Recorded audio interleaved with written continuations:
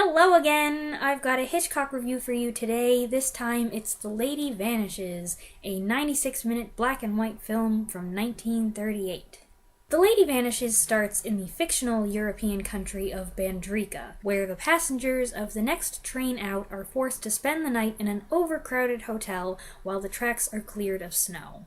The movie takes its time in the beginning, introducing our various characters, including our heroine, Iris Henderson, played by Margaret Lockwood, who is having one last hurrah with friends before she must return to England to get married. We also meet cricket-obsessed gentlemen Charters and Caldecott, friendly little governess Miss Froy, a man with a woman who is not his wife, and an impertinent musician named Gilbert. After getting a knock on the head before boarding the train the next day, Iris is befriended by Miss Froy, played with exquisite charm by Dame May Whitty. But when Iris wakes from a nap, she finds that Miss Froy has disappeared, and everyone claims she was never on board. Is Iris suffering from a brain injury? Is she delusional? Or are her fellow passengers part of an enormous conspiracy? This is an extremely enjoyable movie. I only saw it for the first time a couple of years ago, and it immediately won a place on my favorite Hitchcock's list. It's a mystery thriller with a strong dose of comedy, and the extra bonus of having a group of people stuck together in one isolated setting. And you know I like that kind of thing. Where I think this one really shines is in the cast. It's a splendid ensemble of actors playing vague European types and the extraordinarily British. What really stands out, though, are the two leads. Margaret Lockwood is attractive and likable and works so well opposite Michael Redgrave in his film debut as Gilbert. These two characters have delightful chemistry, and I love how responsive he is to her needs.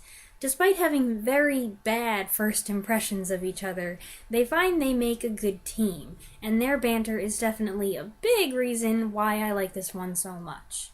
Comedy is often present in Hitchcock movies. I don't think I'd be such a fan of them if it wasn't, but it seems especially prominent in this one. There's a lot of time allowed for wit and whimsy, including one lengthy scene in the storage compartment that's practically slapstick. Now, this movie has several ties to Carol Reed's Night Train, also known as Night Train to Munich, from 1940. IMDb.com says that Night Train is a spin-off of The Lady Vanishes, but I'm not sure that's the right term. Both mystery thrillers star Margaret Lockwood, have international intrigue, are set mainly on a train, have a shootout, have a wisecracking musical leading man with unexpected abilities, played in Night Train by Rex Harrison, and both feature Basil Radford and Naunton Wayne as cricket-obsessed gentlemen. Actually, the exact same characters with the same names and everything. Incidentally, Basil Radford and Naunton Wayne played similar characters together in several films, including the 1945 horror anthology Dead of Night. Who else was in Dead of Night? Googie Withers, who has a small part in The Lady Vanishes, and Michael Redgrave, whose segment as the tormented ventriloquist is the best. And hey, while I'm giving out free recommendations, if you're looking for yet another stellar performance from Michael Redgrave, I suggest the Browning version from 1951. He is excellent in that. So anyway, reel it back in. Night Train, what am I talking about? Night Train is not really a spin-off of The Lady Vanishes. It's not really a sequel, and it's not a remake. It's just got some bizarre, very specific similarities. Having seen both movies a couple times, I would say I like Night Train quite a lot, especially when Paul Henry's on screen, but I think I like The Lady Vanishes better. At least at the present moment. I could say something here about the handling of the somewhat ambiguous but not really antagonists in the global atmosphere of 1938, but we're not going to go down that road because that way lies spoiler territory, and we're avoiding that.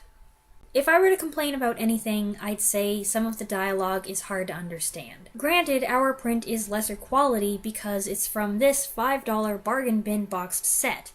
With all the movies on this, except the silent ones, you really have to keep your ears peeled or you will miss lines. I'm curious to know if the remastered version of The Lady Vanishes that came out sometime in the last couple years is a great improvement. Remastered versions generally are, but even then I suspect that I might miss some of the dialogue because some of these people talk very fast and very English. To summarize, The Lady Vanishes is an old Hitchcock that I certainly recommend. It's fun, the plot's intriguing, the characters are whimsical, and it leaves me with a happy, warm, fuzzy feeling, which isn't something I say at the end of every Hitchcock movie. So go ahead and share your thoughts on this one. Thanks for watching!